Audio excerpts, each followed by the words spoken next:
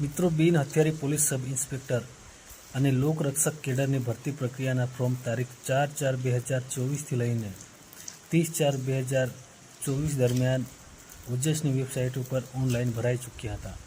પરંતુ જે પણ ઉમેદવારો આ ભરતીમાં ફોર્મ ભરવાના રહી ગયા હોય તો એવા ઉમેદવારો માટે એક મહત્ત્વની તક ગણી શકાય, કેમ કે આ ભરતીના ફોર્મ જે છે એ ફરીથી ભરાવાના શરૂ થઈ ચૂક્યા છે. તો ચાલો ચેક કરીએ કે ખરેખર આ ભરતીના ફોર્મ ભરાવાના શરૂ થઈ ચૂક્યા છે કે નહીં.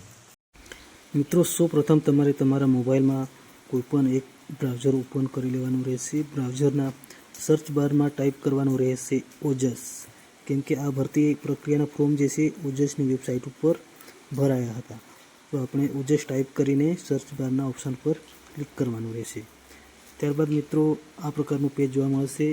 પેજમાં શરૂઆતમાં તમને ઓજસની ઓફિશિયલ વેબસાઇટ જોવા મળશે, તો એના પર ક્લિક કરવાનું રહેશે.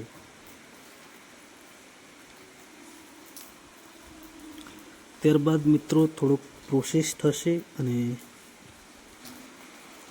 ત્યારબાદ મિત્રો તમને આ પ્રકારનું પેજ જોવા મળશે અને તમે ઓજસની ઓફિશિયલ વેબસાઇટની અંદર આવી ગયા હશો. આમાં તમને એક્ઝામિનેશન કોલ લેટર, એટલે તાજેતરમાં જે પણ એક્ઝામ લેવાની હોય તો એના કોલ લેટર તમને જોવા મળશે. પછી કરંટ એડવર્ટાઇઝમેન્ટ, તાજેતરમાં જે ઓજસની વેબસાઇટ ઉપર ભરતી ચાલી રહી છે, ભરતીના ફોર્મ ભરાઈ રહ્યા છે, તો એ ભરતી તમને અહીંયા જોવા મળશે. તો એના આપણે વ્યૂ ઓલ પર ક્લિક કરવાનું રહેશે. ત્યારબાદ મિત્રો આ પ્રકારનું પેજ જોવા મળશે.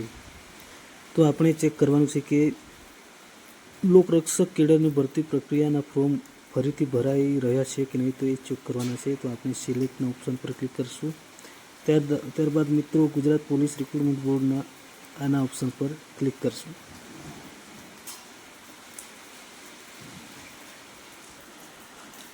ત્યારબાદ મિત્રો આ પ્રકારનું પેજ જોવા મળશે. શરૂઆતમાં તમે જોઈ રહ્યા છો કે ગુજરાત પોલીસ દળ વર્ગ 3 સંવર્ગમાં પોલીસ સબ ઇન્સ્પેક્ટર કેડર તથા લોકરક્ષક કેડર.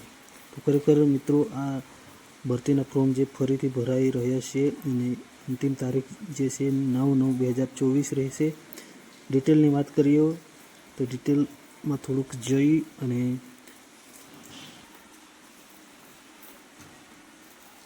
ડિટેલ જોઈએ તો મિત્રો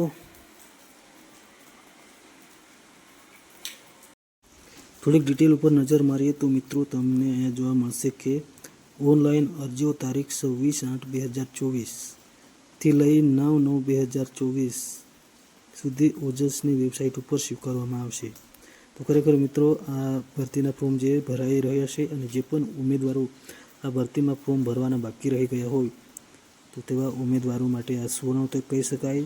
તો વહેલી તકે ફોર્મ ભરી દેવા વિનંતી. ફરી મળીશું નવી માહિતી સાથે. ત્યાં સુધી બધા મિત્રોને જય હિન્દ, જય ભારત.